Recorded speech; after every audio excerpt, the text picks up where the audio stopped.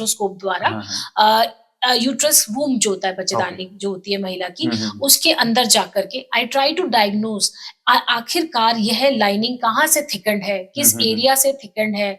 उसके अलावा कहीं कोई पॉलिप तो अंदर से ओरिजिन नहीं हो रहा है बच्चेदानी के मुंह से। कभी कभी कुछ सबम्यूकोसल फाइब्रॉइड्स, मतलब कि कुछ ऐसे रसौलियां होती है यूट्रस में जिनका मुंह जो है ज्यादा बच्चेदानी की तरफ खुल रहा होता है। डॉक्टर श्वेता मेहता, स्वागत है मैम आपका हमारे शो पर। Hello Jasmeet, thank you for calling me on your show.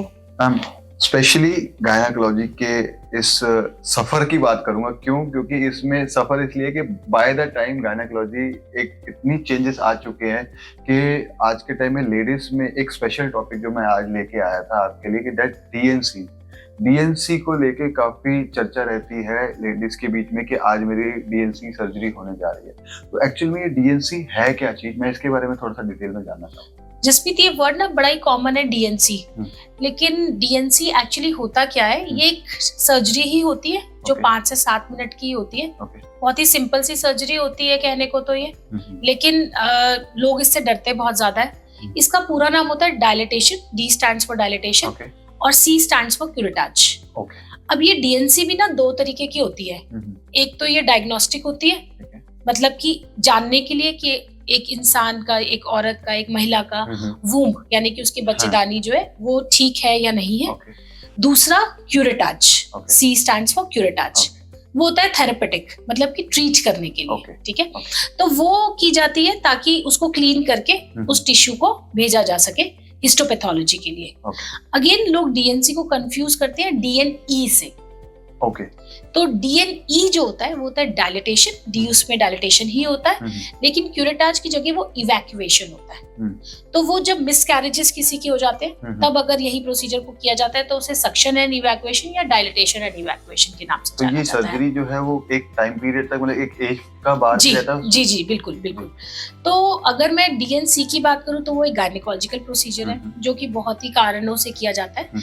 जैसे कि किसी को हेवी मेंस्ट्रुअल ब्लीड हो रहा है, या किसी को पॉलिप है कोई यूट्रस के अंदर, या फिर किसी को कोई रिटेन टिश्यू है अंदर, उसको देखने के लिए, निकालने के लिए। तो जैसे प्रेगनेंसी के बाद कभी कभी प्लेसेंटा रिटेन रह जाता है, उसको क्लीन करने के लिए होता है। या किसी का अबॉर्शन सेल्फ हो गया है ना, उसके बाद भी उसको ब्लीडिंग चलती जा रही है तो तब भी कुछ प्रोडक्ट्स अंदर रह जाते हैं, तो उसके लिए भी इसे किया जाता है। उसके अलावा यह तब भी किया जाता है जो बच्चेदानी की जो झिल्ली होती है, वॉल्स होती है, उसके अंदर जो लाइनिंग होती है वो कभी कभी थिकन हो जाती है, तो उसके लिए भी इस प्रोसीजर को किया जाता है। तो जैसे कि आपने समय की बात की थी कि लिमिटेड है कि नहीं, तो वो लिमिटेड समय की बात ऑब्स्टेट्रिक डीएनईज में होता है जब किसी को अबॉर्शंस कराने जाते हैं। हम जो बात कर रहे हैं वो डीएनसी, वो गायनेकोलॉजिकल केसेस है। तो उसके अंदर ये कारणों जो मैंने आपको अभी बताए, उन कारणों से ये डीएनसी को किया जाता है। ये जब हम बात करते हैं इसकी, तो इसका बहुत ही एक महत्वपूर्ण फायदा है आज के दुनिया के अंदर। पहले के जमाने में जब ये डीएनसीज इतनी कॉमन, जैसे हम बोल रहे हैं ना कि अब बहुत कॉमन वर्ड है, आजकल इनको करने से यह फायदा हो गया जब हमें टिश्यू डायग्नोसिस हिस्टोपैथोलॉजी से मिल जाता है और हमें पता चलता है कि कोई भी प्री कैंसरस लीजन नहीं है ये, है ना, हिस्टोपैथोलॉजी में हमें पता चल गया। तो हम बहुत ही तरीकों से एक महिला का यूट्रस जो है वो बचाने के लिए अपने पूर्ण कोशिश कर सकते हैं। तो अननेसेसरी हिस्टेक्टमी को यानी यूट्रस रिमूवल सर्जरी को हम बचा सकते हैं by doing these procedures. Hysteroscopy के साथ की जो बात आती है, वेरी नाइस जसमीत, बहुत ही खूबसूरत क्वेश्चन आपने पूछा। So I being a minimally invasive surgeon, मैं एक मिनिमली इन्वेजिव सर्जरी करती हूँ।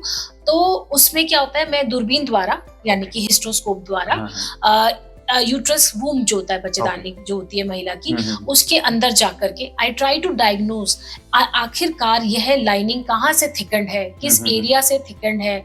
उसके अलावा कहीं कोई पॉलिप तो अंदर से ओरिजिन नहीं हो रहा है बच्चेदानी के मुंह से। कभी कभी कुछ सबम्यूकोसल फाइब्रॉइड्स, मतलब कि कुछ ऐसे रसौलियां होती है यूट्रस में जिनका मुंह जो है ज्यादा बच्चेदानी की तरफ खुल रहा होता है, तो उनको भी हम अपने हिस्ट्रोस्कोप द्वारा स्क्रैप कर देते हैं। तो जब हम ऐसा करते हैं तो हम क्लीन कर देते हैं यूट्रस को मिनिमल ट्रॉमा देके। जब वही प्रोसीजर को ब्लाइंडली किया जाता है, मतलब बिना देखे, बिना हिस्ट्रोस्कोप द्वारा देखे, तो आप कहीं पे भी खुरचते हो, ओके, यही जब आप क्लीन करने की कोशिश कर रहे हो, आपको पता है कि पॉलिप यहाँ पे है, तो आप अंदर जाते हैं जहाँ पे बच्चेदानी के दिखा था अंदर, वहीं पे ही जहाँ पे दिख रहा है आप वहीं हाँ। से ही बायोप्सी को ओके, ले पाते हो। और मोर ओवर यह इस प्रोसीजर को कंप्लीट करने में भी मदद करता है। पहले के जमाने में जब हिस्ट्रोस्कोप नहीं होता था तो थेरेपेटिक, जैसे कि मैं ट्रीटमेंट के लिए जब डीएनसी कर रही थी, तो हो सकता है मैं सोचूं कि मैंने प्रोसीजर को कंप्लीट कर लिया, लेकिन वो कंप्लीट ना हुआ हो और अभी भी टिश्यू अभी भी ज्यादा अंदर पड़ा हुआ हो। लेकिन जब हम हिस्ट्रोस्कोप के द्वारा इसी चीज को करते हैं तो हम कंप्लीट कर पाते हैं अपने उस प्रोसीजर को। हमें पता होता है कि हमारा प्रोसीजर कंप्लीट हो गया है, हमारा यूट्रस एकदम इंटैक्ट है, हमने कहीं इधर उधर उसको चोट नहीं जैसे आपने पहुंचाई। शुरुआत में बोला कि कहीं ना कहीं डर रहता है, वो डर यहाँ पे कम हो जाता है। बिल्कुल बिल्कुल बिल्कुल। एंड देन हिस्ट्रोस्कोपी द्वारा हमने देखा है कि हिस्टेक्टमी यानी यूट्रस रिमूवल सर्जरीज का रेट काफी हद तक हमने कम करने में कामयाब हो गए हैं। Thank you ma'am, thank you for your valuable knowledge ma'am. Thank you.